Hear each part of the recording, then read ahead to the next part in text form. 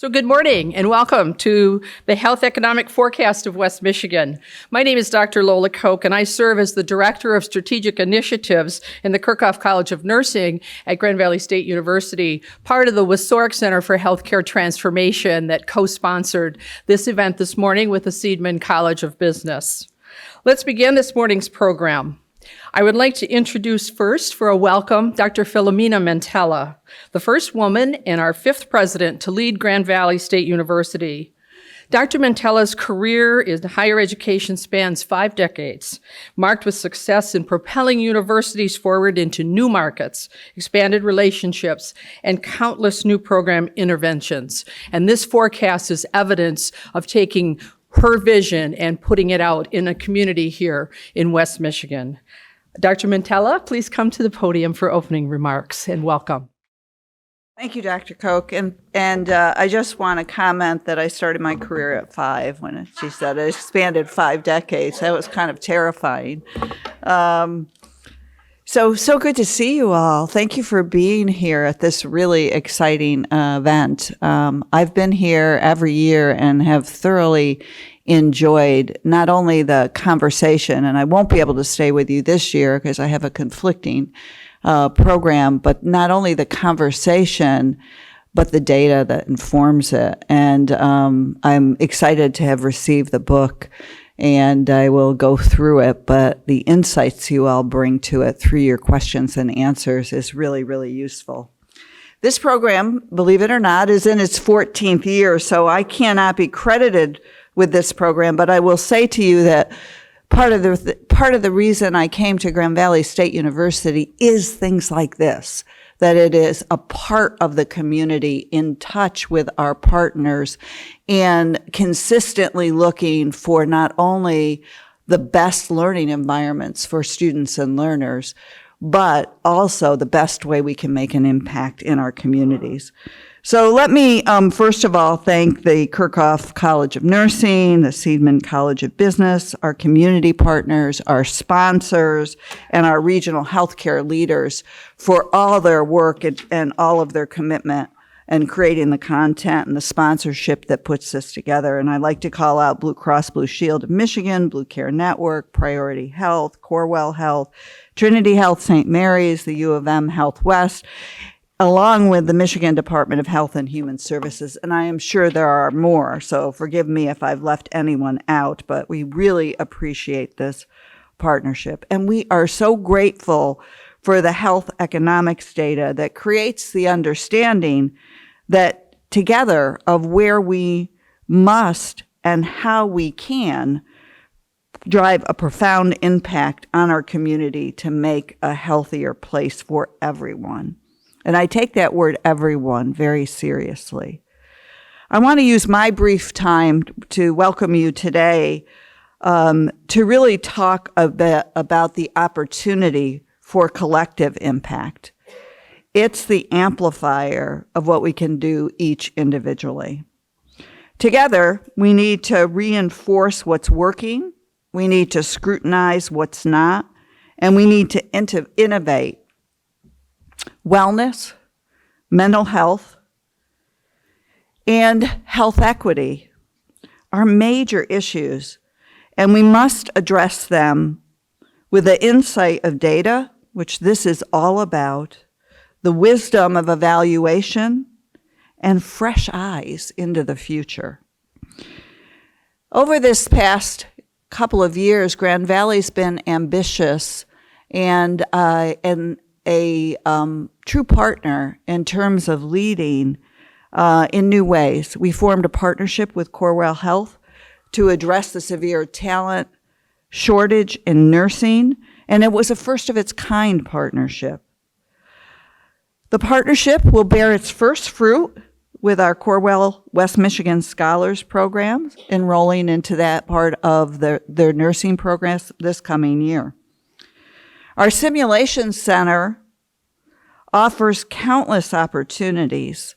As you all know, it is the largest simulation center. It's an interprofessional health simulation center. In December, it won accreditation from the Society of Simulation for Healthcare, and it's enlivened by all of you and the dedicated faculty and staff we work really hard to use this medium to enhance learning, to enhance efficiency, to be able to see things and practice things that are so difficult, to create the healthcare leaders of the future.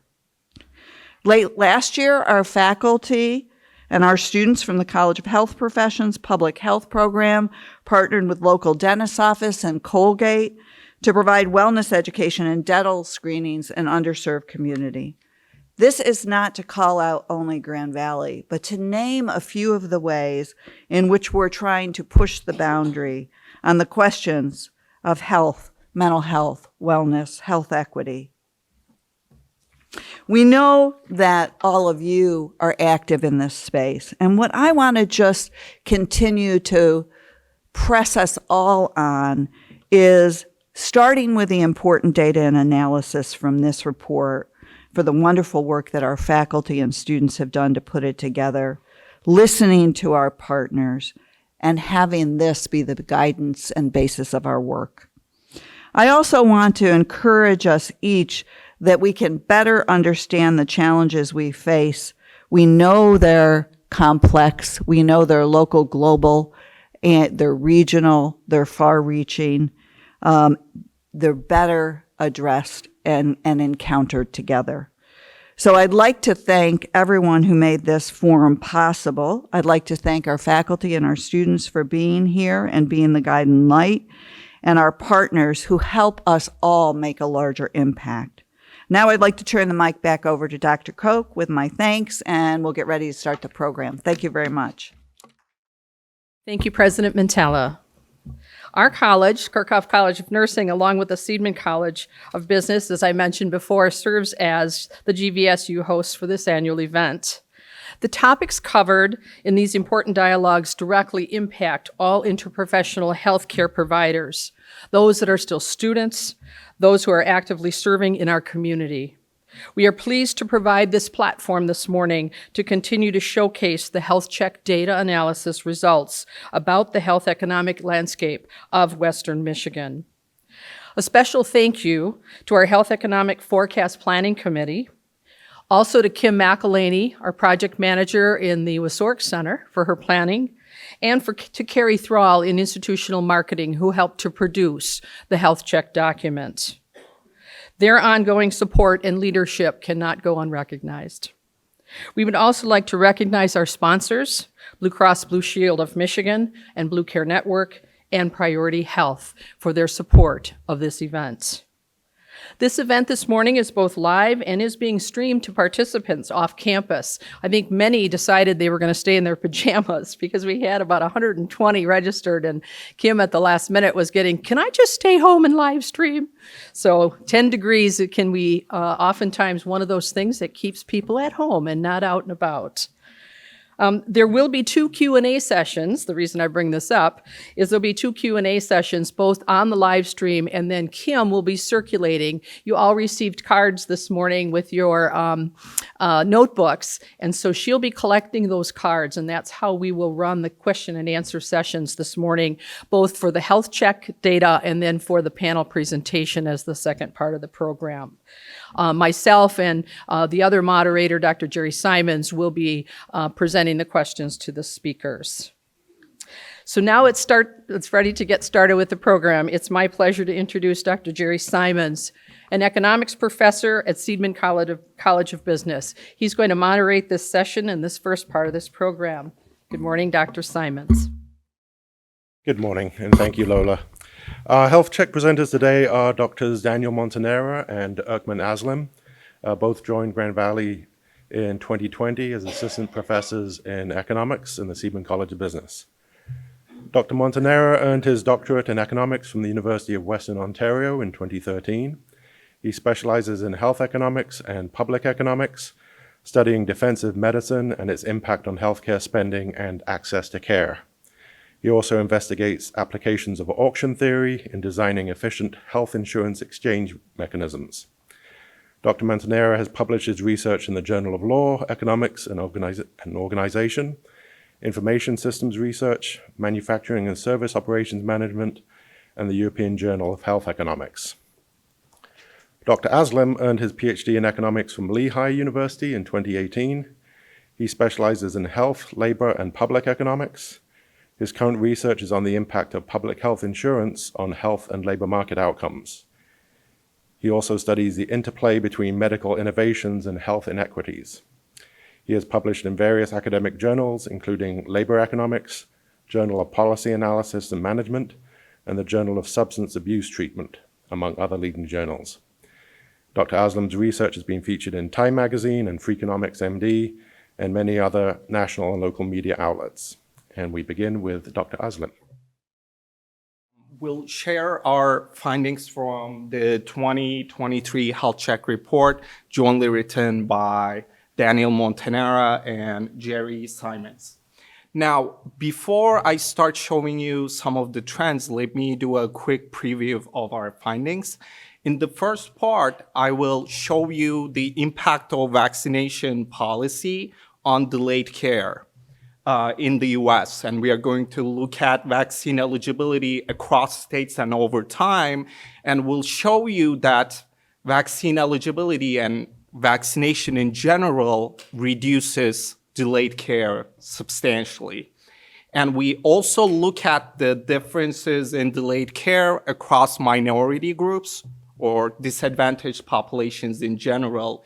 And we found that there's a salient effect of vaccination on delayed care among minority groups. Later on, I'll also analyze trends in preventive care and healthcare screenings in Michigan. We are going to look at West Michigan and the Detroit region and analyze trends. And one of the important findings that emerge in this report is that we see salient trends, especially in the Detroit region, among non-white individuals.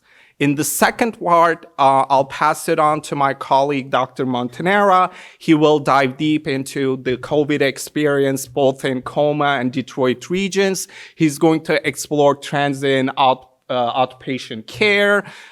Following up on our previous report, he will also look at healthcare employment and analyze things like potential burnout among nurses and hospital personnel in Detroit and Coma regions. So we will also provide some evidence regarding mental health problems, both in my section and Professor Montanera's part. And then he will also provide some evidence regarding healthcare access as well as certain healthcare outcomes. Now, let's start with vaccination policy and delayed care. In 2022, we just released a new working paper.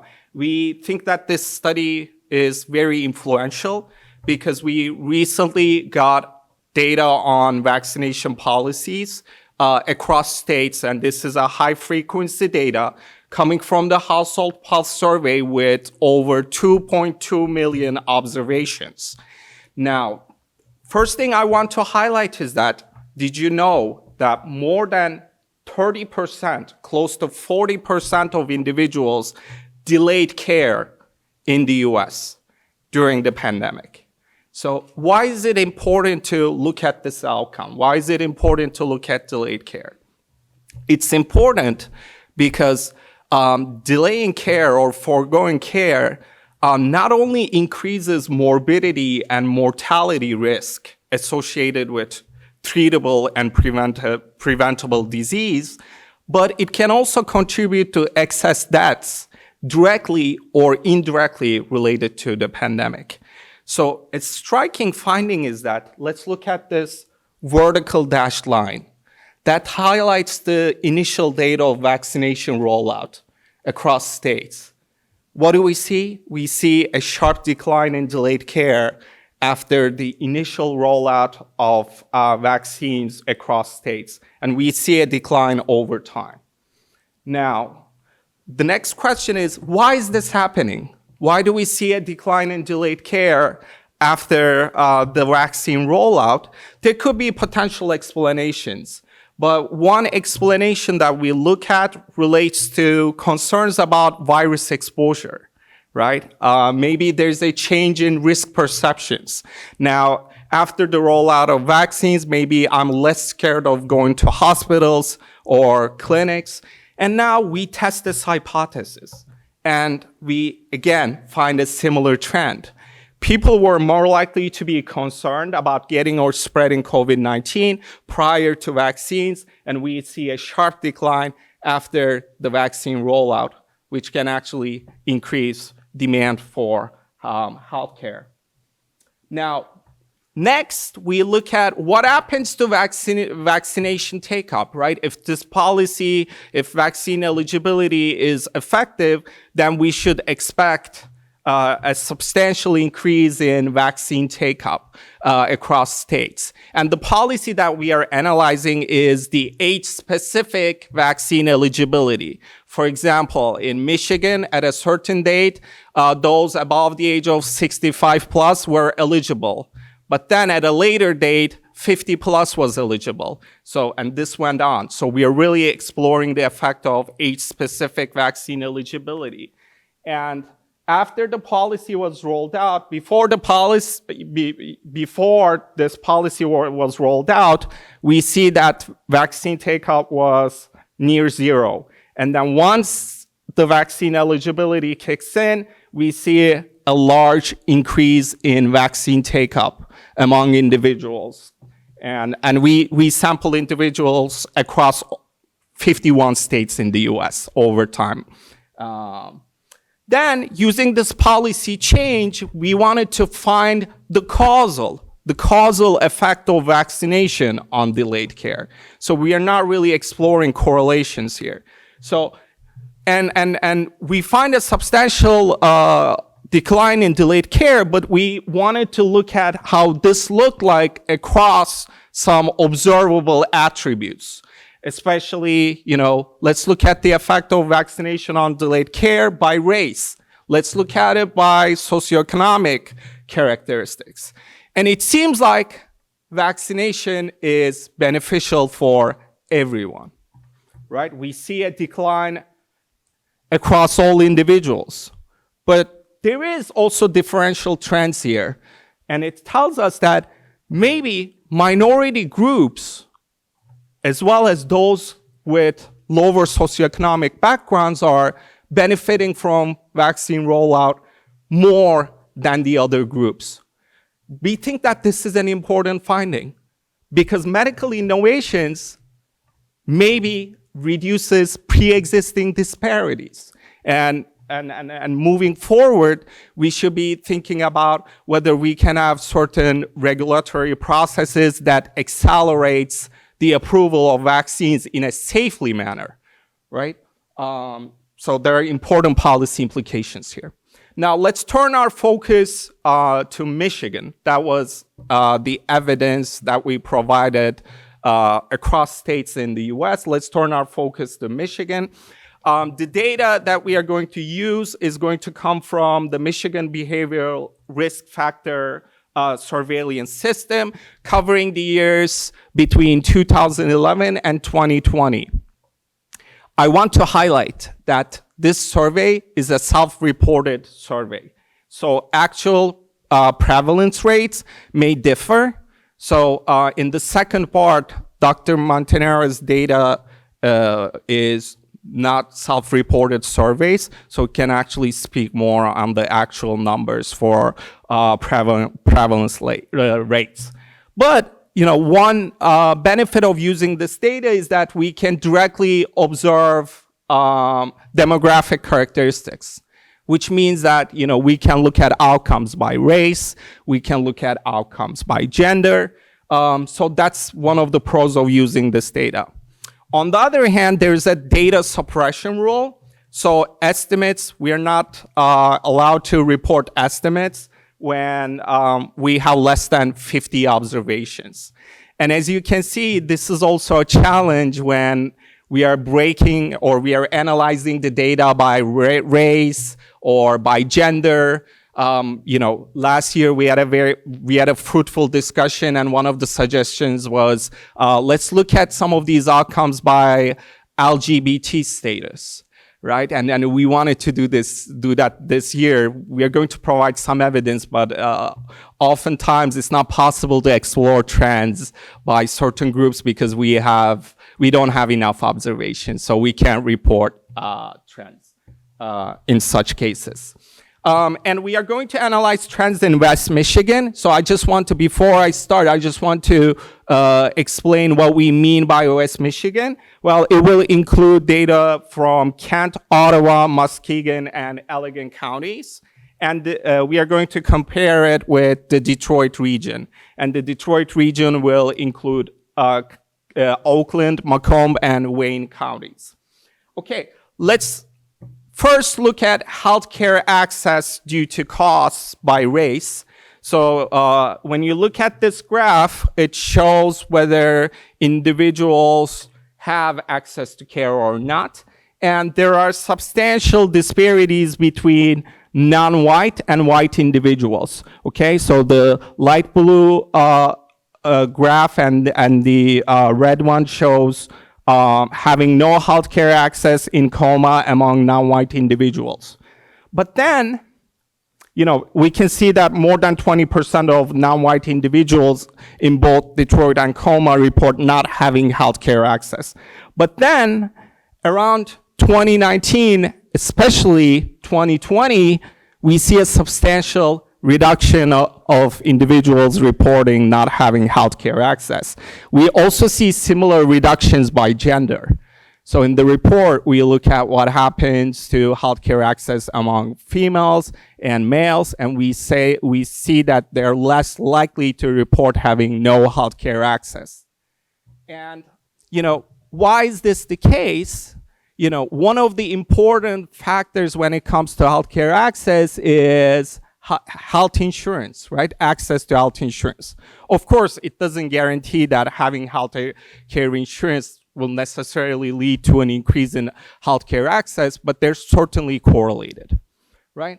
And based on the recent literature, especially this paper published in 2021 in JAMA, shows that there was a substantial increase in public health insurance enrollment during the COVID-19 period, especially Medicaid enrollment. Now, let's look at routine checkups, what happened to routine checkups in West Michigan and the Detroit region by race. And one interesting result is that, or a positive development is that there has been an increasing trend in preventive checkups, but until, again, 2019, right? Then we see a sharp dip, and this dip continues in 2020. This kind of supports our earlier analysis that I showed you, that people during the pandemic were more likely to delay care, and not only for certain medical conditions, but also for preventive care. And then let's take a look at health outcomes. And one outcome that we have been analyzing in the past 3 reports has been mental health problems. We have been tracking mental health problems over time. So one thing we observed is that non-white individuals are more likely to report having poor mental health problems. We can see the gap right here, right? And a positive development was that this gap closed over time, right? Slightly. But then during the pandemic, we again see an increase in the likelihood of individuals reporting poor mental health. So in this survey, we cannot really break down mental health problems. So it could be anything that relates to mental health. But in the second part, Dr. Montanera is going to analyze mental health problems in detail. Now, finally, I just want to talk about vaccination and screening in West Michigan and the Detroit region. So let's see whether there has been any spillovers to flu vaccine take-up. So in the past, before the COVID-19 pandemic, non-white individuals in the Detroit region were less likely to receive flu vaccination. But then, we don't have data for non-white individuals in coma, unfortunately. But then we can compare white and non-white individuals in Detroit. What we see is a sharp decline in the likelihood of individuals reporting not having received flu vaccination in 2020. Now, let's continue with HIV testing, right? And we see higher testing among non-white individuals in general, but we see a decline in 2020. And we wanted to understand what drives this decline, especially the decline is among non-white individuals, both in the Coma and Detroit regions. So we asked the following question: what group is really within non-white individuals, what group is really driving these results? We found that this is driven by those who identify themselves as LGBT. And that graph is in our report. We also look at having appropriate colorectal screening by gender.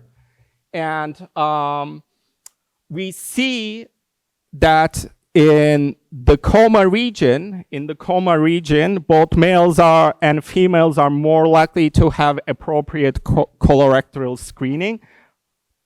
But, supporting our previous analysis, we see a sharp decline in 2020. So what drives this decline? As I said before, it could be due to both demand side and supply side factors. So demand side factors such as, they're just scared to go to a clinic, right? They're concerned about getting or spreading a virus. Supply side factors, maybe some of these clinics are at capacity and you cannot easily get appointments and things like that. Finally, this is the final figure that I'm going to talk about. It's mammograms, the share of individuals reporting having mammograms in the past year. We are going to look at individuals above the age of 40 by gender. Now, this time, these trends are a little bit different than the previous ones, right? In the previous ones, we just saw a decline in 2020. But what do we see here? We see a decline starting in 2012, right? We are looking at females in Coma and Detroit region. There has been an overall decline over time. And we asked the following question: why? Right? It definitely carried on in 2020, but what is causing this overall decline? And it turns out that there has been a change in the ACS guidelines, American Cancer Society. Now they recommend that annual screening starts at age 45. And we immediately see the impact here. But these guidelines were released in 2015. So, one potentially concerning thing is that the decline started happening before 2015, but we definitely see that the decline carried on after these guidelines were released. So I'm going to end right here, and I will pass it on to my colleague, Dr. Montanara, and thank you for coming and listening. Benchmarking communities. Now, this is a section that we actually dropped from previous health checks because really not much was happening year over year. We wanted to focus on healthcare disparities by race and income as well. We brought it back this year because, it's based on the American Hospital Association data, which has a lag. And the first year of the COVID pandemic is finally appearing in the American Hospital Association data. So, a data set of 6,000 hospitals all over the country. We get to see how the pandemic unfolds in the hospital data now. All right, the way we did this, what you're seeing is 4 trends in the graph. Each one represents a different community. We wanted 4 trends for the basis of comparison. We've got the Grand Rapids and Muskegon, that's in dark blue. Historically has always had very low rates of hospitalization. That's what we're looking at. Admissions per 1,000 population. We've got Detroit in the gold trend, historically always had very high rates of hospitalization, and the US average is in light blue. We did something different for what you see in red. This is what we label the benchmark communities. So in this case, we identified 4 communities in the United States: Rochester, New York; Buffalo, New York; Milwaukee, Wisconsin; and Louisville, Kentucky, on the basis that they're similar to Grand Rapids, similar in terms of socioeconomics, industry, racial distribution, things like that. So when you see the red trend there, you can think of that as, what communities like Grand Rapids are going through. What we're seeing, you see at the very last data point is 2020 there, so the first full year of the pandemic. And in all of our communities, we have a notable decline off of trend in hospitalization rates. The literature identifies a couple reasons for this. As Erkman said, both supply side and demand side. On the supply side, hospitals themselves deciding to cancel, reschedule whatever procedures that they could in an effort to protect patients, prevent spread, and protect the healthcare workers themselves. And on the demand side, as Erkman was pointing out, just patients themselves choosing to avoid hospital settings for fear of contagion. Here's outpatient visits. Now here we see something interesting. So you notice for all of our comparison communities, we see the same thing that we saw for inpatient visits. We see it here for outpatient visits, a decline in the first full year of the pandemic. Except for Grand Rapids, we've got Grand Rapids in blue, where outpatient visits actually increases. And according to the literature, this is highly unusual. Nationally, just about every community experienced a decline in outpatient visits. So diving into why, you can kind of rule out a few explanations. In terms of case mix, is it rheumatology, is it, pediatrics, they all decline by different rates, with rheumatology, maybe 10%, dermatology declines of around 20% in outpatient visits, but they all decline, right? So case mix can't really explain one of the communities having a rise in outpatient visits. We investigated whether there's a merger and acquisition story of, it could be in the Grand Rapids area, hospitals acquiring freestanding outpatient facilities. We're not seeing evidence of that either, at least in the lead up to 2020, not, notable, mergers and acquisitions taking place in these particular counties. One of the theories, so could certainly be an increase in provision among Grand Rapids residents. That could be part of it. But also, if you notice, the Detroit region has a very sharp decline relative to our other communities. So one of our theories has to do with patients who would have normally sought, think of the catchment area, the geographic region that relies on Detroit hospitals for their outpatient care.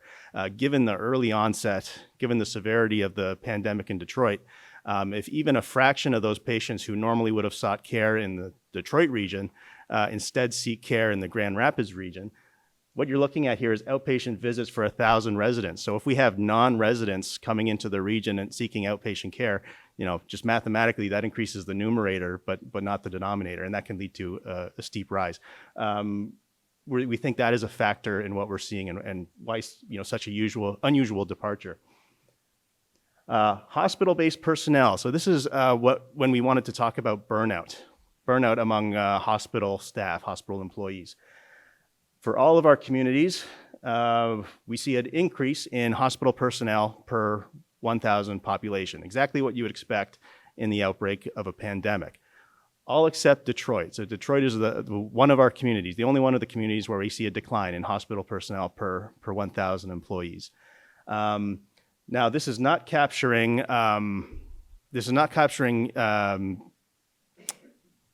illness among healthcare workers, because what the data tracks only separations in employment would have turned up in the data. Deaths among hospital personnel that would be included in there, but in this case, the numbers we're looking at, not enough likely to move this metric. So what we're, in terms of explanations, what seems the most likely explanation is burnout, given the severity and early onset, just, the amount that hospital workers got put through in the Detroit region, leading to some separations that maybe otherwise wouldn't have happened. It's not a compensation issue. So this is showing payroll and benefits per hospital employee. As you can see, Detroit, for the last 4 years of our study, has had very high compensation and benefits per employee, and even grew at the fastest rate in the first year of the pandemic. So it's not a story of losing personnel because wages and benefits are not competitive. All this together, we're kind of confirming stories around personnel burnout that we've discussed in previous health check reports and have been studied nationally. Major medical conditions. This section is not using American Hospital Association data. This is data provided through our community partnerships with Blue Cross Blue Shield of Michigan, Blue Care Network, and Priority Health. We continue to thank them for their hard work and their collaboration with us. I want to start with telehealth visits. So little background. Our story from the lead up to this health check report, just given the characteristics of the Coma region, less densely populated, more spread out, telehealth was seen as, more appropriate for the Coma region than for the Detroit region.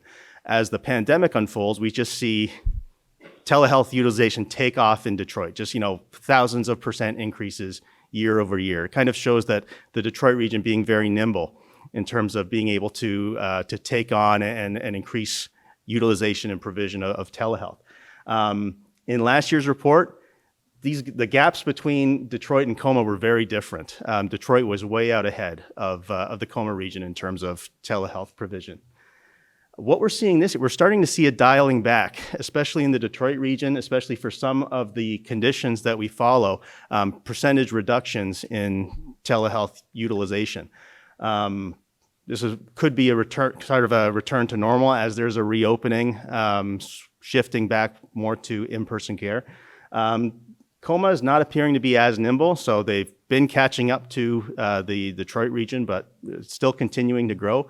Would not be surprising to me if, even though Detroit's still ahead this year, that in future years you see Coma surpass Detroit in terms of telehealth utilization. Just in the literature, in terms of where telehealth is most appropriate, at least pre-pandemic, seeing it as real solutions to areas that are less densely populated, more spread out, where telehealth can serve to really extend a smaller set of providers and a smaller number of urban centers. This is average expenditures for Coma and Detroit region. Coma is in dark blue, Detroit is in light blue, for the 6 categories that we study in health check, the 6 diagnoses that we study. So more or less close together, but what I want to draw your attention to is coronary artery disease. That's the 2 bars that are the highest there. Those 2 have never been as close together as they are here. Spending, per patient on with a diagnosis of coronary artery disease. For our first health check report, there was a 20% gap, and just in 1 year, that gap has been reduced to 10%. And this is highlighting something else we're seeing is that, for these conditions, the Coma region is starting to look a lot like the Detroit region in terms of prevalence and spending per patient in some of these diagnosis categories. We see it as well in I'm going to carry this over to the disparities section we have. So if you take up the total member months, all member months reported by our community partners, and you take the ratio of those that have a diagnosis of coronary artery disease, this shows the difference between the 2 regions. Just the regional averages are in red. And then what we tried to do, because this is the disparity section, we separated out those residents who come from zip codes that report the highest weighted average of the population reporting or identifying in blue here, identifying as white in the census. And then we did the same, separating out the zip codes with the highest weighted average of the population identifying as black in the census. And by comparing gold and blue bars, getting a sense of what the disparities are in prevalence of these conditions in different communities. Coma region has again risen faster than the Detroit region. So the point there, the two red bars are closer than they've ever been before. What's driving that is a large increase in the prevalence of coronary artery disease diagnosis among the members of the high share white zip codes of Coma, to the point where we now have in the Coma region, we have a racial disparity in the prevalence of coronary artery disease. We didn't have this last year. And this has been a big change, how much more prevalent a coronary artery disease diagnosis is in the Coma region today compared to last year. My last slide, I don't have a slide for it because it's hard to see, but as Erkman mentioned, in terms of mental illness and depression, that's another diagnosis where we see a very large spike going in, this is 2021 data, a 20% increase in the prevalence of a depression diagnosis in the Coma region. Why this is significant is, associated deaths and, poor health comes associated with the coronavirus pandemic. The direct deaths, directly attributable to COVID, but then lots of indirect deaths from delayed care and the morbidity that results from delayed care. But in the literature, there's predictions of another wave of poor health outcomes and deaths tied to mental illness, because those who had existing risk factors for mental illness and poor health outcomes, how much those were exacerbated during the coronavirus pandemic. The quarantine and isolation, separating patients from their support structures, increase in unemployment, increase in substance abuse, and access to firearms. All of those in the literature increased due to the pandemic. So again, from what we're seeing, we didn't see much of maybe surprisingly, much of an increase in prevalence of depression in the Detroit region, but a 20% increase in the Coma region. It could be a signal to us that the Coma region is particularly vulnerable to this kind of third wave of poor health outcomes from the coronavirus pandemic. The last slide I have, this is doing the same thing, but for diabetes this time. So this is the prevalence of diabetes diagnosis among the member months of our community partners. So we don't have a racial disparity on the Coma side of the state, but unfortunately the racial disparity on the Detroit side has actually gotten worse over the previous year. The high share Black zip codes were 73% greater prevalence of diabetes. Last year, it's now grown to 79%. So again, in the interest of studying disparities with our health check report, unfortunately not seeing evidence of reductions in some of our greatest racial disparities in health outcomes. We have the Q&A session now, and we will be happy to A, any of your Qs. Thank you, Dan and Erkman. So we do have some questions that came in. So one, I think this would be good for Erkman. Are there any impacts of vaccination policy on other economic outcomes or individual behaviors?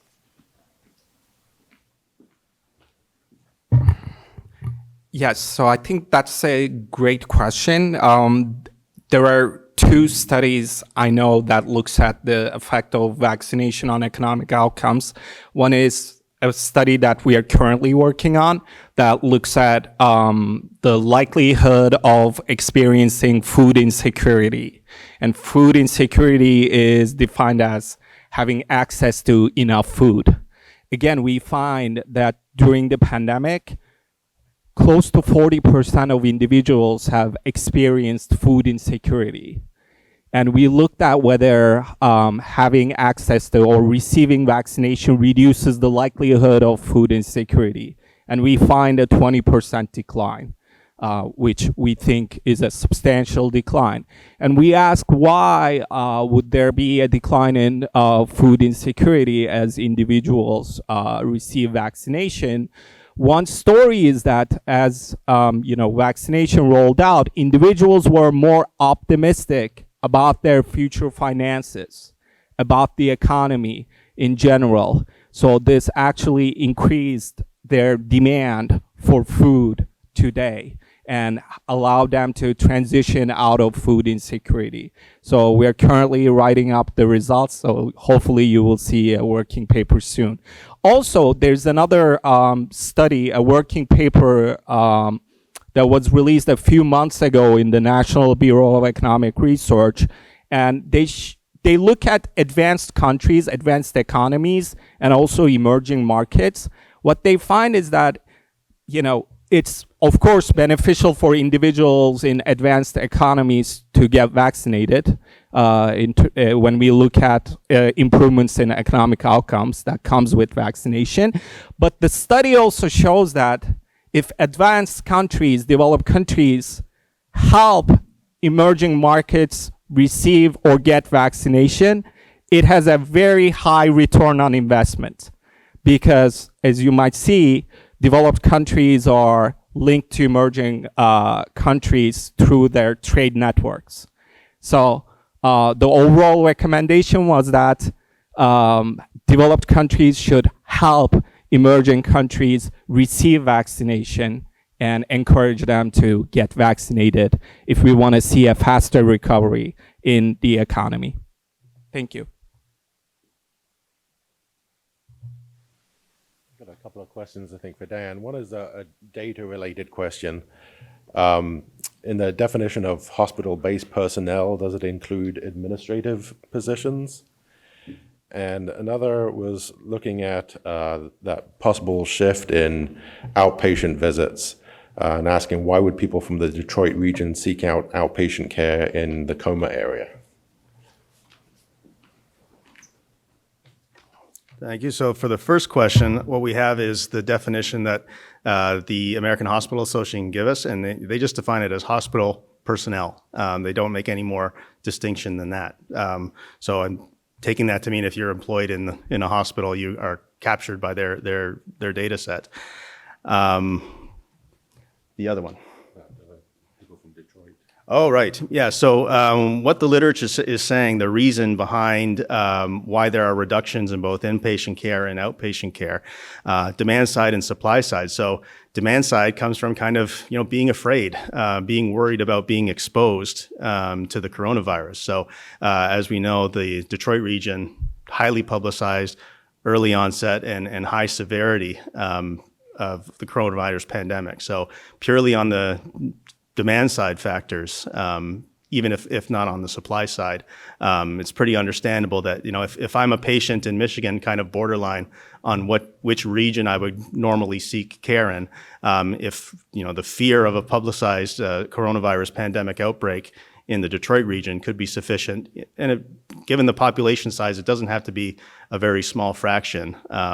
But the fact that they show up in the numerator in terms of increased visits, but they don't show up in the denominator in terms of like increased residents, it can cause that number to spike quite quickly. So I would say, best answer is on the demand side fears of contagion explanation. Thank you. And I think we just have time for maybe one more question, and perhaps again for Dan. Could you explain why mergers and acquisitions among hospitals and outpatient facilities matters for how we interpret the graphs? I breezed through that kind of quick. So the data set we're using for the benchmarking communities section, that's the American Hospital Association annual survey. So these are who reports to that survey are hospitals. So by definition, institutions that have a certain number of beds that can accommodate patients staying overnight. So there's a lot of healthcare facilities that don't fit that description. And the one that matters mostly here is kind of these freestanding outpatient facilities where a lot of outpatient care can happen, but doesn't get reported to this data set because it's not happening at hospitals. The thing is, we've seen vertical integration all over the country between hospitals and other types of healthcare facilities. And when one of these types of facilities is acquired by the hospital, now that's outpatient care technically being delivered by a hospital system. So you can see these spikes in outpatient care, outpatient visits. And the question is, well, are these new visits that weren't happening in the previous year, or were these visits already happening that just were not reported to this data set? So it's why it's really important to understand and look into anytime you see, a big swing or a big change in outpatient visits. Was there any type of merger and acquisition activity happening around that? Because it's important for perspective. Were these outpatient visits already happening, or is this brand new provision? That matters for access and cost. Okay, thank you very much. I'm going to hand it back to Dr. Koch for the second part of today's presentation. Thank you. Well, certainly thank you, Dr. Simons, Dr. Montanera, and Dr. Aslam for such a wonderful, excellent first session. This space will be open until 10, so that we know there are other questions from the audience, especially those of you that are here live. So, if you want to tap the speakers for a little bit after we complete our session, there is some time. So we want to make sure everyone has an opportunity to get their questions answered. So we're honored now, as I begin to moderate this next session, to have leaders in healthcare present to respond to the key trends from the health check. It is a pleasure to introduce our panel presenters this morning. We have 4 of them. We're going to begin with Elizabeth Hertel, who's the director of the Michigan Department of Health and Human Services. Before becoming the director in 2019, Elizabeth was the senior chief deputy director for administration, where she oversaw external relations and communications and financial operation administration, legislative services, legal affairs, policy and planning, and strategic integration. She really is a fabulous speaker, and we're happy to have her here today. And she's also a Laker. So wherever we can see GVSU Lakers, we're always thrilled. Our second speaker will be Dr. Brandon Francis. He's the Chief Medical Officer of Trinity Health St. Mary's. Dr. Francis is a psychiatrist with expertise in behavioral neurology. Our third speaker is Dr. Ronald Grifka, who is the Chief Medical Officer at University of Michigan Health West. He is a professor of pediatrics at the University of Michigan Medical School and attending cardiologist at C.S. Mott Children's Hospital in Ann Arbor. Our final speaker is Dr. Alejandro Kugora, who is a Senior Vice President and Chief Medical Officer of Ambulatory Care and Population Health at Corewell Health West. His primary specialty is pediatric nephrology. He is the first population health leader at Corewell Health West. So we're going to begin our program with Director Hertel, who will give us an overview, and then each of the speakers have been asked to address a section of the health check. And so we'll look forward to your presentations. So, Director Hertel. Thank you so much for having me again this year. Thank you everybody who's here in person and braved the cold, and I can attest to how cold it is because I mistakenly walked to the Eberhard Center and then came back. It's really cold.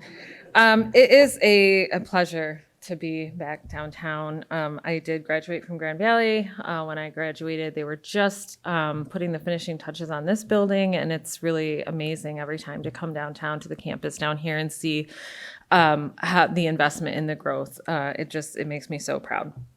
So today, I'm going to give you a very quick high-level update on some of our priorities, what our stakeholders across the state are telling us, and the work or investments that I think are relevant to this year's health check report. Okay.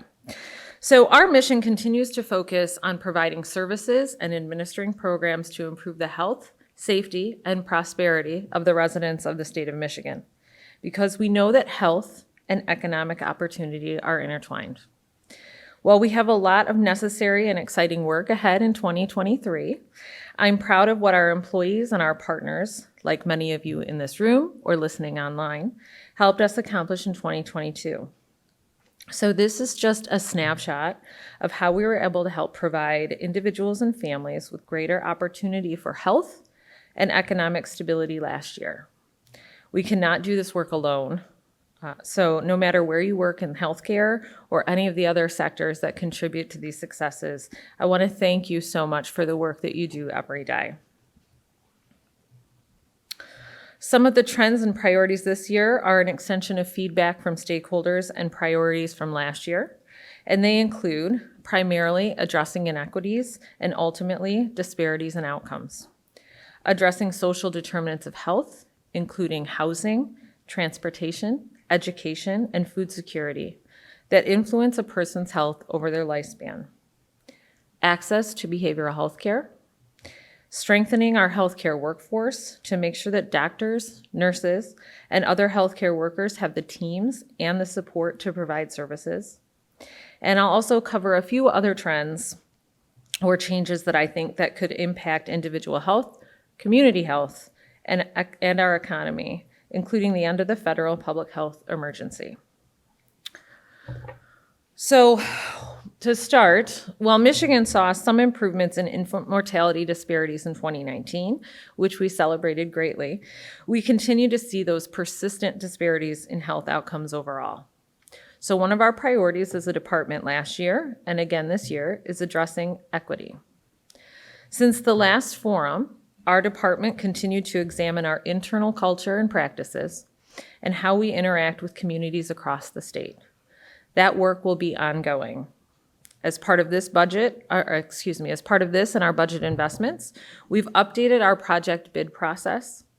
While 31% of Michigan's children are people of color make up 51% of our foster care population. Families with children in foster care overwhelmingly experience poverty, housing instability, and associated challenges. So I've asked the Michigan Child Welfare Improvement Task Force to work with our Children's Services Administration and provide recommendations to prevent and eliminate systemic racism in the child protection system.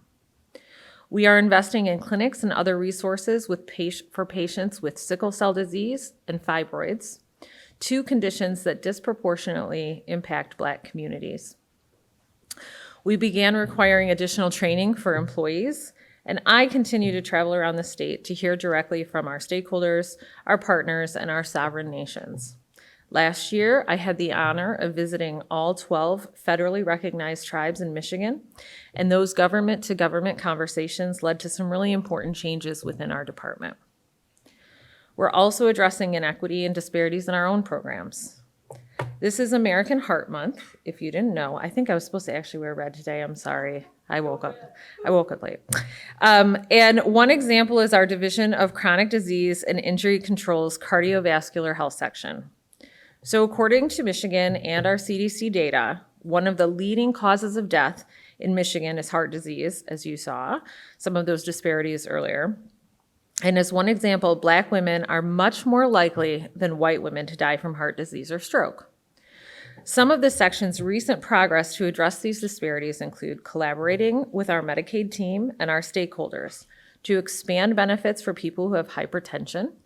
Individuals can now receive a blood pressure measurement cuff as a covered benefit when they self-monitor daily under the care of a medical provider without hypertension deemed uncontrolled or the sole diagnosis of renal disease. Pretty specific, but it is a really exciting benefit expansion. Coverage has also been expanded to also include hypertensive disorders in pregnancy, childbirth, and postpartum periods. And we support mobile health units in Detroit that can check blood pressure and test lipid for women who potentially have never seen a healthcare provider. Patients are then connected to a healthcare provider for ongoing services.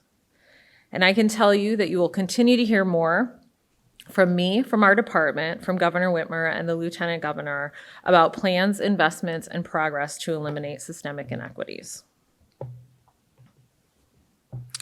Last month, as I'm sure all of you know, was Social Determinants of Health Month in Michigan. And as part of that and our ongoing work, we hosted a Social Determinants of Health Summit to engage stakeholders around the second phase of our Roadmap to Healthy Communities. Addressing social determinants of health isn't new to our department or to any of you, but we are using this roadmap as a framework to engage the public in this collaborative, upstream approach to remove barriers to social and economic opportunity, improve health outcomes, and advance equity. Our state's roadmap focuses on health equity, housing stability, and food security.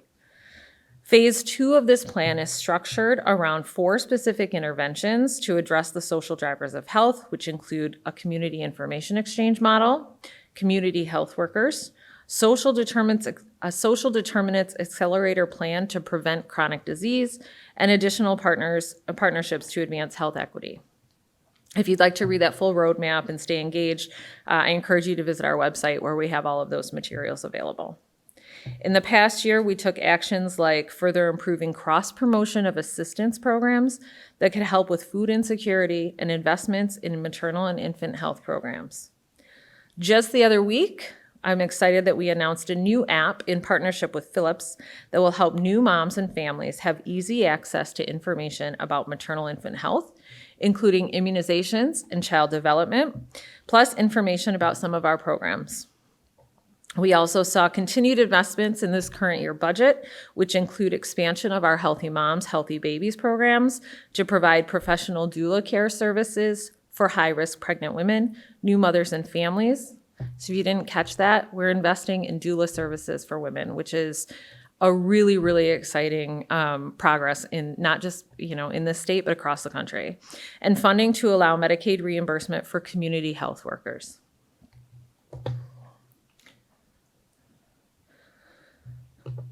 As many of you probably know, behavioral health is one of my top priorities as director.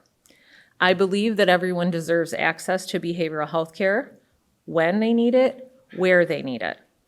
As I travel around the state and I talk with doctors and nurses and other health system administrators, I know that you are seeing patients who have serious behavioral health needs. So we are working really hard to address this challenge. We've reorganized ourselves internally in the department to better collaborate on behavioral health needs, and we're supporting a number of budget investments, which include day treatment programs for children in foster care, supporting statewide call centers, and additional behavioral health homes, specifically for substance use disorders. In addition, we're working with stakeholders to improve access to the array of coordinated care for our kids. And you also may have seen the announcement a few days ago that opioid settlement dollars are beginning to be dispersed. We have an incredible opportunity right now, I believe, to improve access to behavioral health care, and this will continue to be one of my priorities. I think this is my last one. Last year, we also heard concerns about workforce, and I have my own concerns about workforce, my own and yours.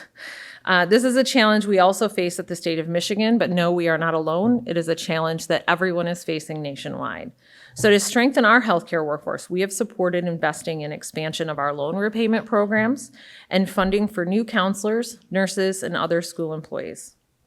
In the governor's state of the state, she outlined the state's commitment to Michigan Reconnect, which is a program that can help some individuals with the cost of a degree in some fields through a community college education.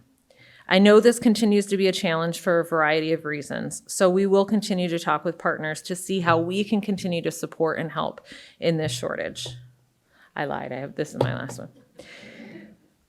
So whether you represent a payer, a health system, a business, nonprofit, government, or some other organization, there are a number of other statewide trends or topics that you might encounter in your work, topics that are completely relevant to this 2023 Health Check report. But for time's sake, I'll go over just a few today.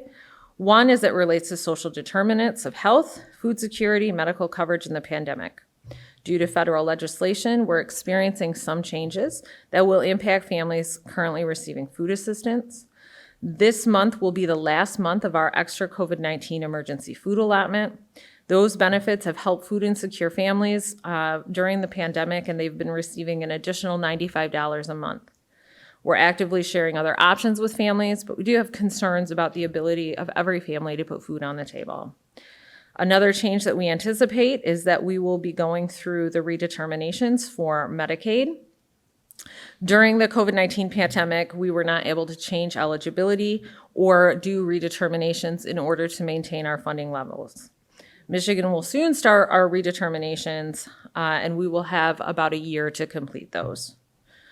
We're preparing for this. We're sending notifications soon for beneficiaries, and we will continue to keep everyone updated on our progress. But right now, we're just reminding people who use Medicaid to cover health services to be sure to contact their physicians, contact their state workers, and make sure that they have all of the information they need for redetermination.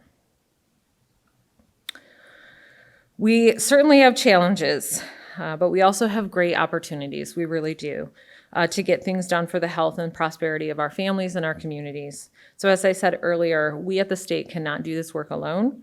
Building healthier communities takes multi-sector partnerships that respond to complex issues impacting health and well-being. It continues to take these partnerships that support the development of innovative solutions and that find ways to be more efficient with resources without sacrificing quality. I'm really excited about the opportunities we have this year and in the coming years to continue to make significant progress for Michigan families, and I look forward to continuing to work with all of you. Thank you so much for this time. Thank you so much for having me. I'm delighted to be here. It is such an honor. My name is Brandon Francis. I am serving as the Chief Medical Officer for Trinity Health Grand Rapids. While we're waiting for the PowerPoint to show up, let me tell you why I'm wearing sneakers. So, I was playing basketball with a bunch of residents. Ruptured my Achilles tendon. It's okay, we won. So let's take a look at the health check with regards to behavioral health. Lola mentioned to you that I am a psychiatrist, and I am. I'm a board-certified psychiatrist. I've had an unusual training background. I'm in internal medicine, psychiatry, and neurocritical care. It presents a really interesting confluence of perspectives. And I want to take that perspective and look at our opportunities in the behavioral health space. Let's do that together. This is around Trinity Health Grand Rapids' mission, vision, and values. I want to read to you our core values because I think they'll make sense to you why we're going through it this way. Reverence, commitment to those who are poor, and I want to remind you the idea about being poor is not just economic. There are other ways of being poor. We should reach out and think about that collectively. Safety, justice, stewardship. There was once a time when we thought high-quality care meant high-cost care, and integrity. So let's think about that as we go through the behavioral health check. These are the topics I'm going to talk about. From the national and regional trends, we'll then go through the health check perspective. We'll look at the forecast going forward in behavioral health, and we'll take a look at our Trinity Health Grand Rapids approach. And I want to be clear about this. As much as I am from Trinity Health Grand Rapids, we are partnering with our teammates here from UMH West and, of course, Corewell. So think about this in the context of a group effort. You're going to see this slide over and over again during my presentation. This slide captures the complexities of addressing behavioral health concerns. There are so many opportunities in this space, but there are so many moving parts. We want to look at these moving parts, how they are connected to each other, and recognize the fact that no one system can do this alone. Let's start with some regional and national trends. We know that behavioral health needs are growing. We know that it's both in adult and pediatric populations, and we know that going forward, it's going to continue to increase. Where are those increases going to be? You have to think about emergency departments and all the complexities of having acute care addressed in the emergency department. Let's take a step back for 1 second. Is the emergency department the best place for someone with acute depressive symptoms? Maybe. Maybe they need additional resources that are not immediately available in the ER. Maybe they can't access the social work team that they need, and so the default setting is to return to the ER. There's a lot of challenges there. We see that those numbers are increasing, both in Kent County and nationally. The community health, Kent County community health check and work is really around doing this together. Trinity Health Grand Rapids contributed, as did Corewell, as did UMH West, as did other partners in the community to come up with this data. So again, it's all about partnerships. The need for behavioral health is changing. We are recognizing the realities that different groups are affected differently. We also recognize that COVID changed some of how we interact with each other. We know that almost half of those in Kent County reported increased behavioral health needs during the pandemic. Health check perspective. What I want to share with you and help and think about with you is my perspective on the health check. Wonderful work was done. A lot of data was shared. But when I take a step back and I look at it, it tells me you cannot think about high quality care without thinking about equitable care, especially in the mental health space. High quality care is linked to equitable care. And that is not about giving the same pill or same treatment for the same disease. It is about bringing every necessary resource to have equitable outcomes. That's the difference. What does that look like in this space? When you think about COVID, it forced us to ask some really difficult questions. Questions I'm not convinced we've answered yet. Look at our workforce, so eloquently shared by our colleagues. We know that a large percentage of healthcare workers have young kids at home. What do you think will happen during the next pandemic, and it is coming, when some kids get sick? What do you think will happen in the healthcare workforce? COVID exposed the fact that our mental health is intimately related to the fact we connect with each other. That's how we stay well. We couldn't visit with each other. Our gatherings changed. The hospital used to be a hub for social interaction. If you went to a hospital on any given day, you might see a birthday party in a patient's room, a retirement party. Those have disappeared. The community connection disappeared within the hospitals. And if we want to get real about barriers to healthcare, especially in the mental health space, let's look at this quote. I don't want any kind of mental health labels like depression or anxiety.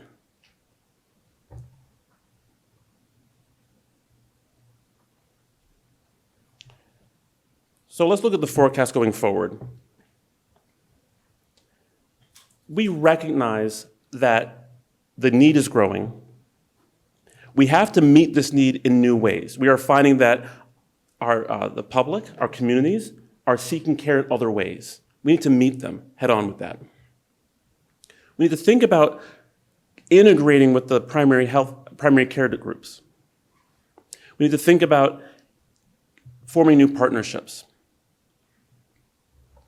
Our approach, again, here's that slide again, looking at behavioral health from a holistic perspective. Let's think about what we can do in the collaborative care model space. Integrating behavioral health services in primary care makes a lot of sense. We are working hard on that piece. It's including outpatient therapy, social workers, and additional support necessary to help people where they are. We are partnering with Network 180 to create a crisis stabilization unit, a place where people can come that's not the emergency room, but they can get immediate care. So our colleague from the Department of Human Services shared the costs are different across these different locations of care. Think about what this can do for our community. The timeline we're hoping we were working on November 2023. It has been pushed back. We have funding. We're going to open this hopefully in the coming year. Inpatient programs. We have a 28-bed integrated med psych unit. This is a place where patients come that have medical issues as well as psychiatric ones. And the staff are trained for that purpose. We're also working very closely with our partners in UHS to develop a brand new hospital for psychiatric patients. So we're trying to take the entire image of behavioral health and try to hit certain points to increase access to care, to target equity. My final slide here. This slide was shared by our previous CMO and current president, Matt Bierzak. This slide shows the trends we were looking at during the last session. Why am I bringing it up? To demonstrate transparency about where we were. I'm doing that as a very visual demonstration to highlight the fact that if we want to address equity in healthcare, we have to be transparent. This is my demonstration of integrity. It's who we are when we think no one's watching. So that also means, as community partners, you have the right and ability to call up the hospitals, call up our healthcare teams, call up the presidents of institutions and ask them, what are you doing to help and promote the healthcare in our community and to address disparities in health? You can ask that question. That is your right. But because it is a partnership, the response might very well be appropriately, these are the things we're doing. How can we engage you to help us? This is not a sit back and watch other people and other groups do this. This is a chance to work together. We've created partnerships with Graha and other groups that think about diversity, equity, and inclusion in different ways. We're partnering with UMH West in many clinical programs, with Corewell with clinical programs. I have had lunch with my other fellow CMOs because this is how we do this together. So thank you so much for your time. It's been an absolute pleasure spending time with you. Hi, I'm Ron Grefka, the Chief Medical Officer at the University of Michigan Health West, and my training is in both pediatrics and pediatric cardiology. And I'm very thankful today for the opportunity to speak, and especially to speak about a topic I'm very passionate about, disparities in healthcare. I did my training in inner city Detroit and inner city Houston, so I certainly got to participate in a number of programs, and happy I did. It certainly gave me focus on taking care of patients maybe a little less fortunate than some of us. I hope you get a chance to read the Health Check 23 document. It's an incredible work. It's well-researched, comprehensive, detailed. The authors are very humble, and they mention a few caveats that probably worth mentioning. That they said some of the results may not extrapolate to all populations because the data was just available from those who are insured from Blue Cross and Priority Health. The census data didn't quite match up with the payer data, and they were really unable to control all the social factors involved. So therefore, they should be careful that you use some caution when assuming causal relationships. That said, I think the work is tremendous. And let's take a look at some of the data. We've seen a couple of the graphs already, but I'd like to review some of them. If you look at the residents who had no health insurance separated by race, I think we can see the Komen non-whites have the highest percentage of no health insurance. How about if we look at the no health care access by cost? Well, again, the Komen non-whites have the highest percentage of no health insurance. How about those patients and residents who had routine healthcare checkups? Again, that's a great measure of healthcare trying to prevent illness as opposed to just treat it. Again, we see the Komen non-whites have the lowest percent of routine checkups. One more graph. Look at the inadequate sleep. Now, sleep is important for performance, also for immune function. Well, we see the Komen non-whites have the highest percentage of inadequate sleep. Now, I'm not all that smart, but I'm detecting a trend here, and I hope you do too, because this is certainly very concerning data. Let's look at a couple more graphs. If you look at the average number of residents who have insured months, again, insurance is helpful as far as getting patient care, right? The low-income socioeconomic group has the lowest average number of insured months. If you look at the average number of healthy months per year, well, again, more healthy months is good health care. Again, the lowest socioeconomic group has the lowest number of healthy months. How about the average ratio of diabetes months? Well, again, we see both in Detroit and in Coma, the low income have the highest prevalence of diabetes. One last graph. Let's look at the average ratio of depression. Again, depression is a surrogate for some of our healthcare issues.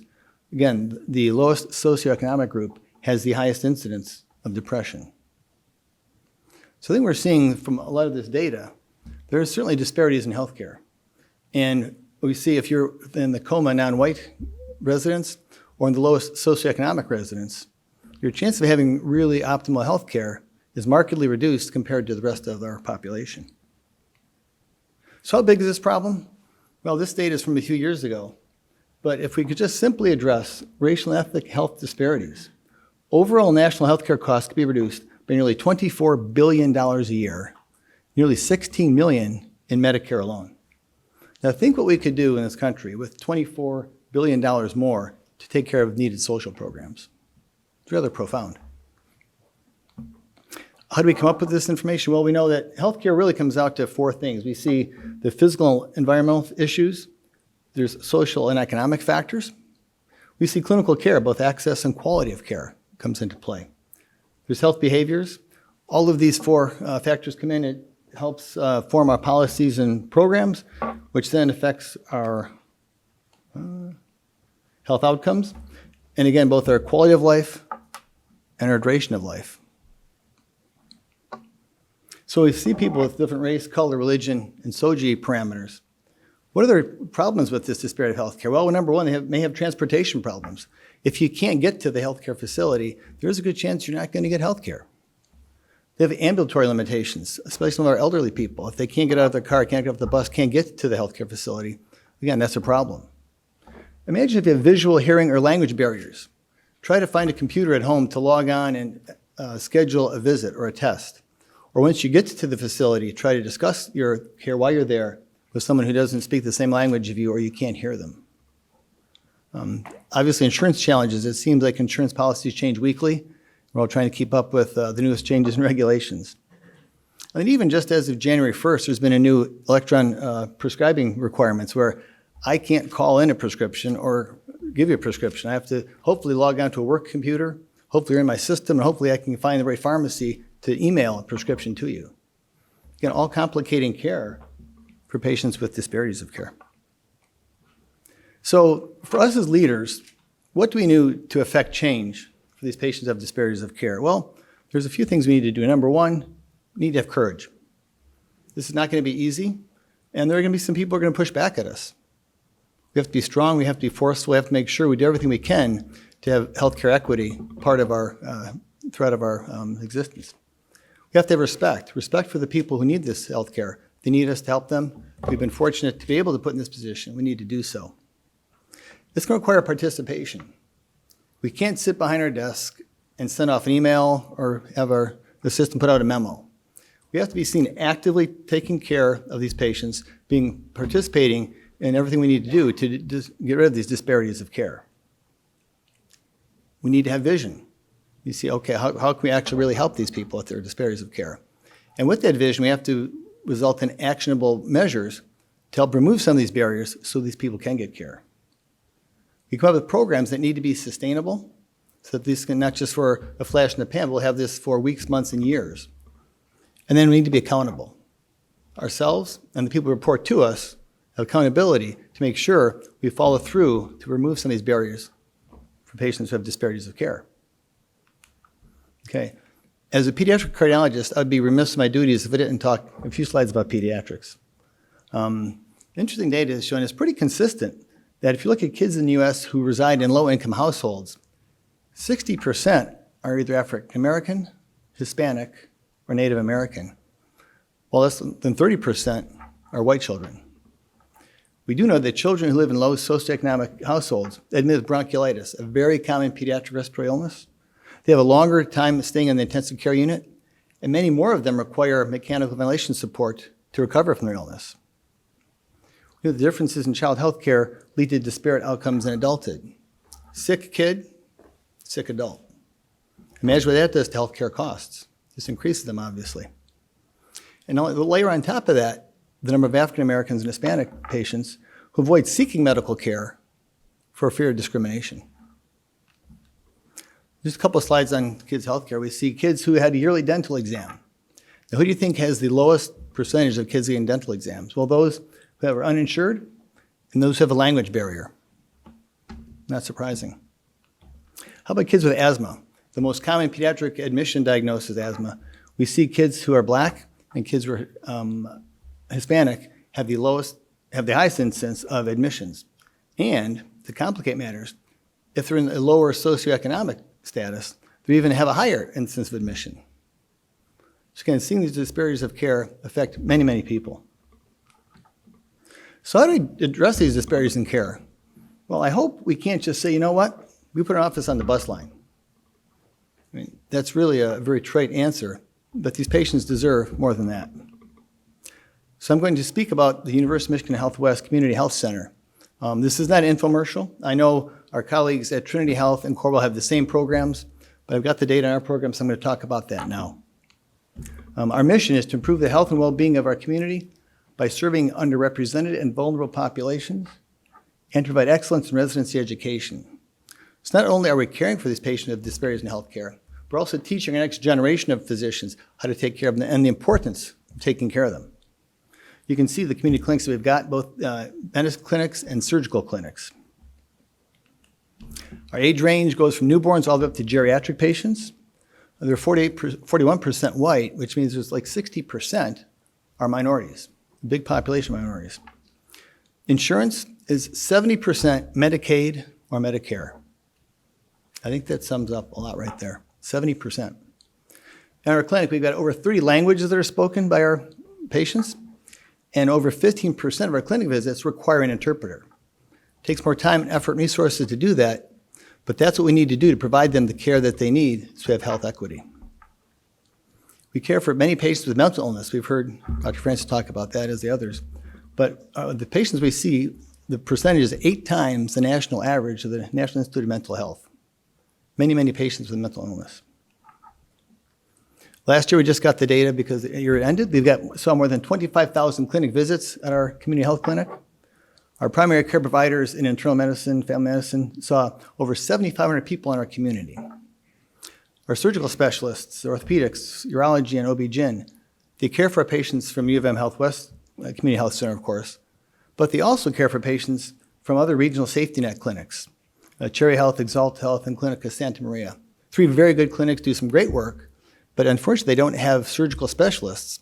So we work together with them, so those patients who do need surgical intervention, we see them at our clinic. What are some of the services that we have at our clinic? Well, as you can imagine, there's a lot of social work services. There's a maternal infant health program. We help many patients navigate Medicaid and Medicare. We have pharmacy consultation, so we can instruct them what these medicines are for, why they need to take them. They have financial assistance. We have some prescription assistance helping them to get these medications that they need for their health. We've got nurse care managers. We've got a big diabetes population. We saw some data. Well, we've got a great diabetes education program. There's emergency food and diaper pantry. And we even have some safe transportation, safe sleep opportunities. So we're trying to cover as many bases as we can for those people who have disparities in healthcare. And with that, I'd just like to end with one slide. And it's a quote from the late Dr. Martin Luther King. Dr. King said that we may all have come on different ships, but we're in the same boat now. Thank you. So thank you very much for having me. My name is Alejandro Quiroga. I'm the Chief Medical Officer for Corewell Health West. It's a mouthful for now, our integration between Spectrum Health and Beaumont. I was very concerned that I was missing a fashion trend, and I hope that you recover soon. So I have a proposal for Dr. Aslima Montanera in terms of like future studies. I think you guys should study for next year. We'd love to see a randomized control study with 2 arms on the effects of the increasing pricing from eggs from families who have chickens versus families who don't. We'll see what is the impact on cardiovascular disease. I think that'll be, we can talk later. I mean, we need to solve this problem very soon. Are eggs good for us or not? We'll find the funding locally. So I'm going to talk about the health check and the risk factors and what are the signals that we're seeing there and what are we doing in Corewell Health West to address some of those. So first, we're going to see heart disease. As you know, one person dies every 34 seconds in the US from cardiovascular disease. This is a horrible statistics. And there's a variety of lifestyle implications on this: diet, exercise, psychological factors. We'll look into some of that. But there's 5 modifiable risk factors in diabetes, smoking, obesity, hyperlipidemia, and hypertension. In this graph, you can see our percentage of patients attributed to our primary care with cardiovascular disease, with coronary artery disease. In terms of the alcohol trends, 19% of white individuals in West Michigan region reporting a binge drinking episode in the past 30 days in 2020, whereas the rate of non-white individuals was about 17.6%. Binge drinking is associated, as you guys might know, with increase in hypertension and cardiovascular disease. We put some of our data there, and we do screen for alcohol, but not in all of our patients. But we have some data showing congruency with what the health check is showing. In regards to the smoking trends, it's a major factor for cardiovascular disease, and 1 in every 4 deaths can be associated, cardiovascular deaths can be associated to smoking. We see high rates of smoking, well, the health checks show high rates of smoking in Detroit. Nonetheless, they're falling. And they saw an 11% increase in smoking in non-white individuals in coma. We do have smoking screening in our organization and smoking cessation programs that I'll talk about in a minute. When we talk about mental health stress, this is a significant trend nationwide in our state, and obviously we can see that in our organization. Mental health problems are peaking in coma and Detroit in 2020, which is obviously consistent with the literature. People experiencing depression, anxiety, stress, and PTSD for a long period of time, and this has highly been exacerbated by the pandemic. This has also negative effects on health, cardiovascular health, increasing your cortisol, etc. And this is our own data from Corewell Health showing that significant increase. When we see the aging population trends, since 2010, the percentage of population over the age of 65 has experienced the largest growth of any categories in coma. And not only is age a risk factor for cardiovascular disease, but it's a risk factor for many other problems like diabetes, hypertension. When it comes to preventable care delays, I pull a little bit of our data comparing now that we're a statewide healthcare system, some of our East versus West data in an integrated healthcare system, Planned Parenthood Health. There's a lot of congruency with the health check. Obviously, severe impact from COVID-19 in delayed care. This is very not only congruent, but concerning for our community, and definitely a decrease in routine checkups. But this is really what I wanted to focus and have most of our conversation here. Because Ron said it very well, this is not an infomercial. And Francis said it very well, we're accountable to you. What are we doing? This is not about just looking at the health check. It's a very important part of it.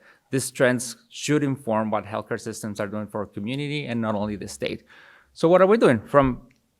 We create a population health department. This population health department has accountability for all the ambulatory practices in the medical group.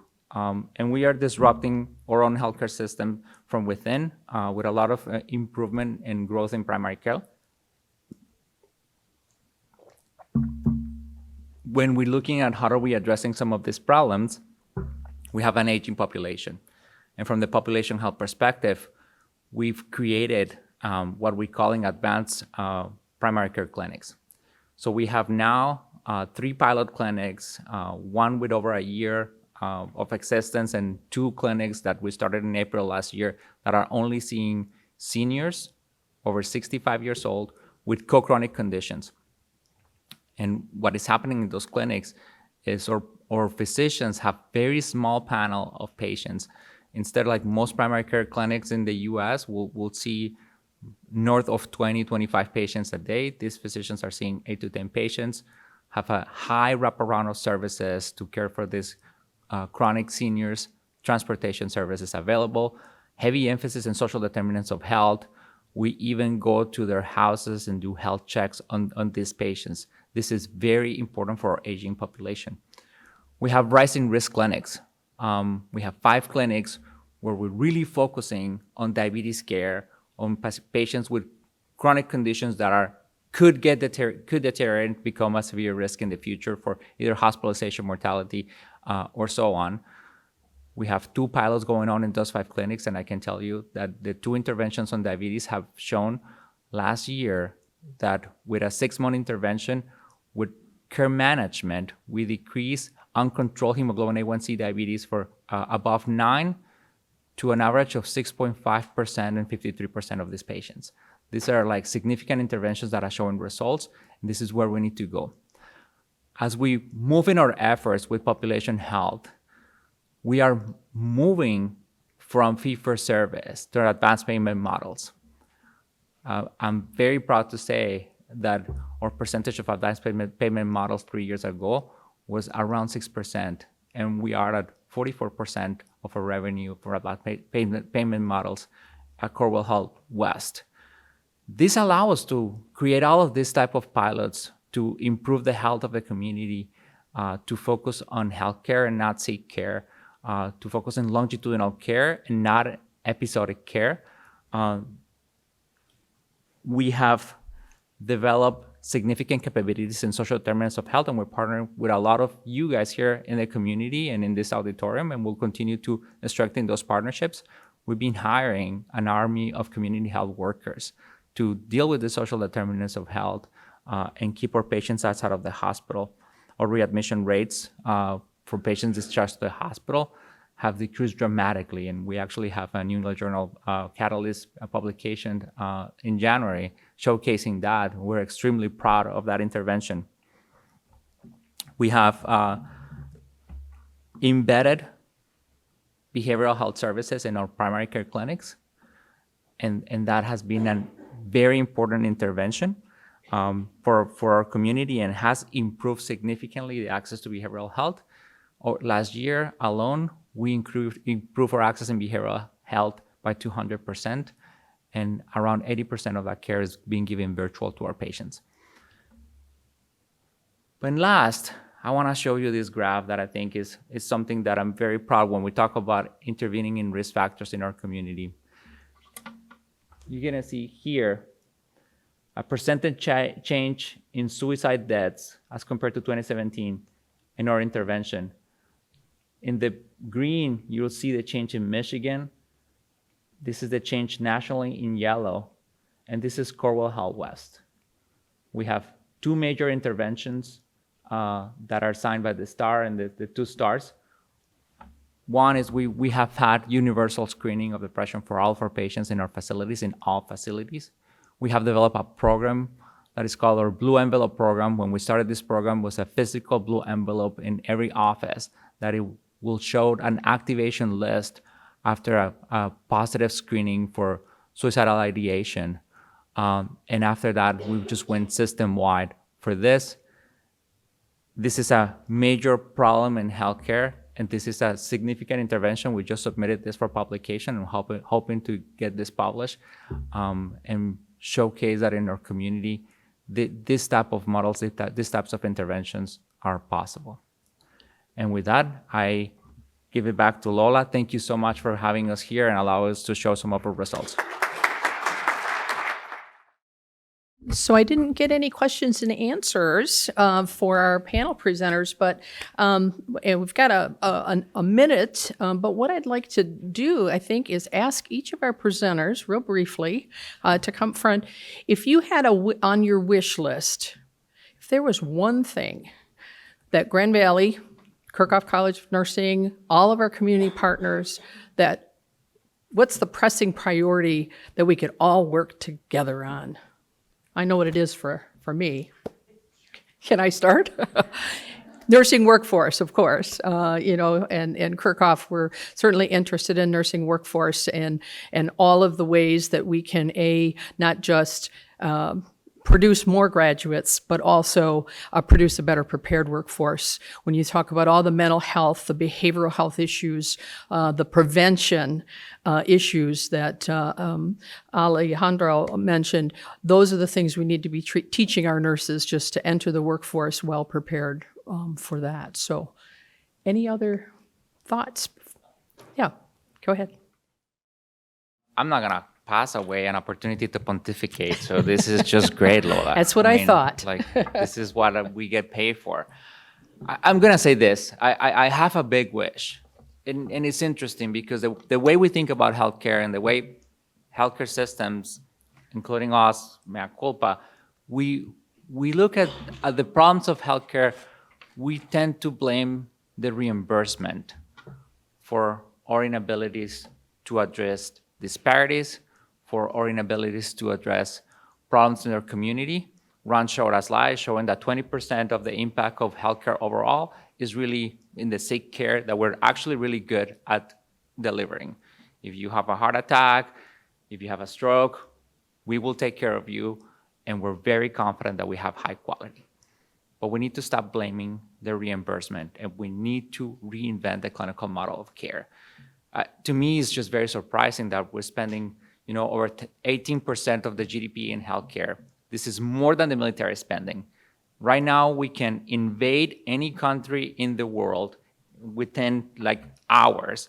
We can destroy the planet in a nuclear attack by spending less money in military than we spend in healthcare in the US. It's not a financial problem. It's an incentives problem. We are not incentivized to do what's right, and we need to disrupt ourselves to move into what Ron is saying, which is preventable care, to really tackle the problems of the community. There is enough money to do that. Thank you for those thoughts. I think it's an important time in this forum to be able to share that and to continue to grow and strengthen our relationships in all of our community partners and with Grand Valley State University. So this concludes the question and answer period time this morning. Thank you all again for attending the session. Again, one final round of applause for all of our presenters, Dr. Montera, Dr. Eslam.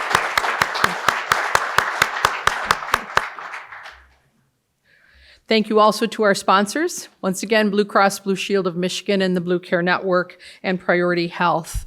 So this concludes our program. Many thanks for those on live stream as well. And have a wonderful, wonderful rest of your morning, and thank you for attending. Have a great rest of your day.